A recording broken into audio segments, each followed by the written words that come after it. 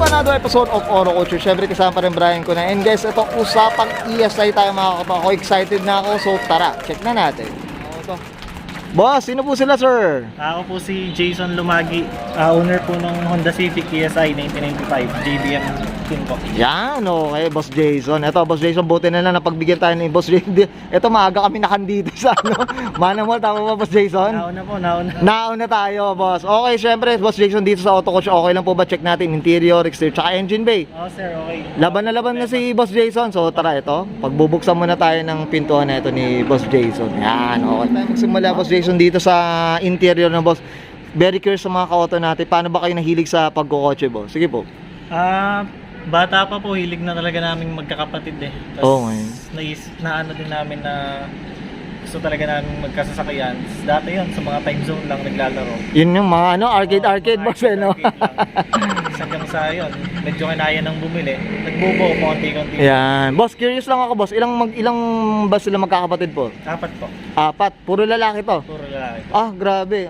Talagang puro kotse-kotse nga talaga to. Okay, Boss Jason, ako excited na ako. Okay lang po ba? Check na natin tong interior. Sige po sir, wala. So tara, yan. Sige, samahan niyo po ako dito. To, boss. Pasakay muna, boss, ha. Boss Jason, ha. Sir, medyo madumi lang. Yan, o, to. Ito, honestly, biglaan tayo mga koto dito si Boss Jason. Medyo gulpi-digulat lang natin to.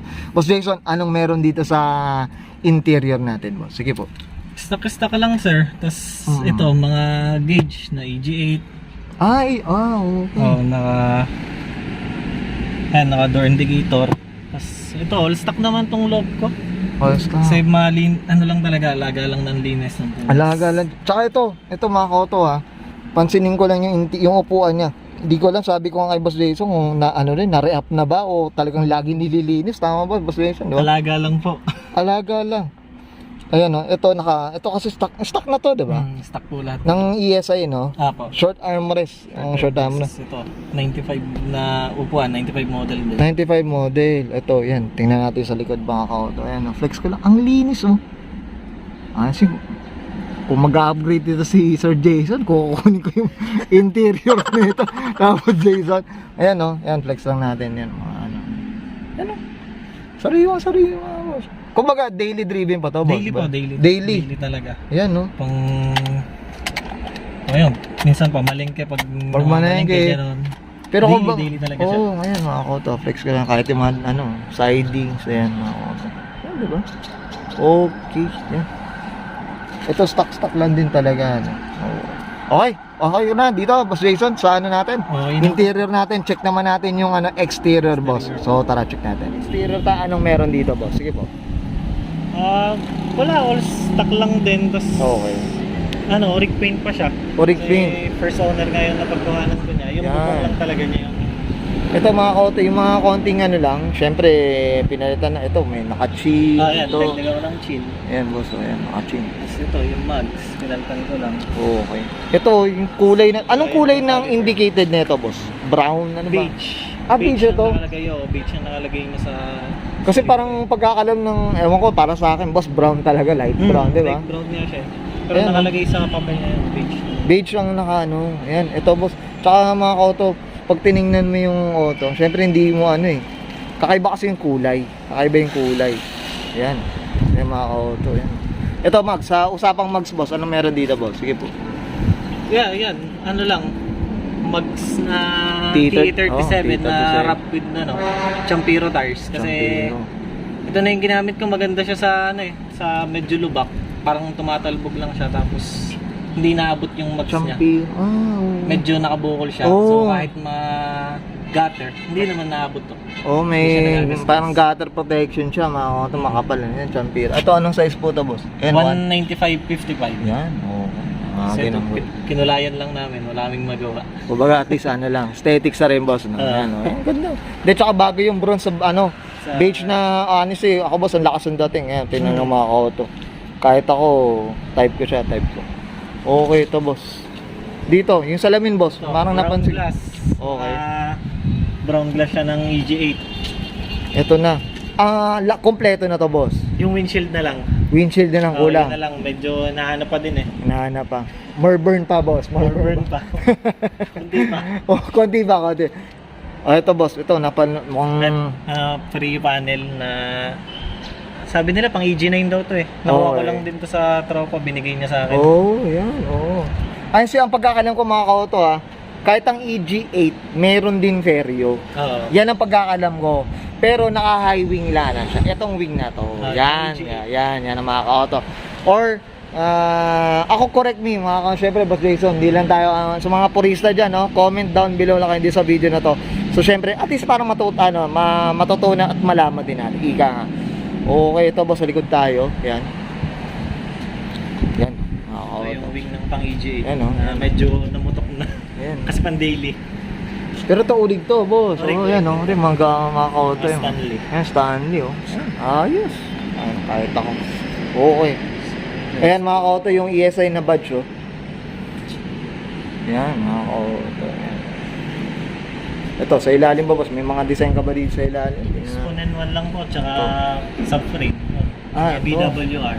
Ito, kompleto. LCA, subframe, LTB, mga ka-auto. Yan.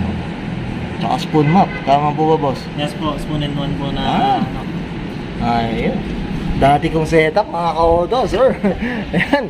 Okay, tsaka ito, legit na ESI, tama ba ba? Yes, po. Boss Jason, ito kasi, SR po. ayan, meron kasi ang ESI talaga, meron talaga ito, power antenna. Yan talaga yan talaga yung Pero iba kasi, nagpapalagay sa mga LX. Diba, mga ganun. Pinapalagyan din nila. Ayan. Okay, ako nag-enjoy ako dito sa interior, boss. Okay na po ba yung engine bay naman tayo, boss? Yes po. So tara, check natin. Okay, boss, anong meron dito sa engine bay natin? Ano lang yun, pinabitek head ko siya na P2J bare head na, naka 20 cam loops. Tapos injectors, naka-clutch. Kasi ito, pinalitan ko itong mga ganito kasi para cooling system. Binalik ko naman siya sa stock filter ngayon kasi stock na airbox, iniista ko lang, testingin ko ulit.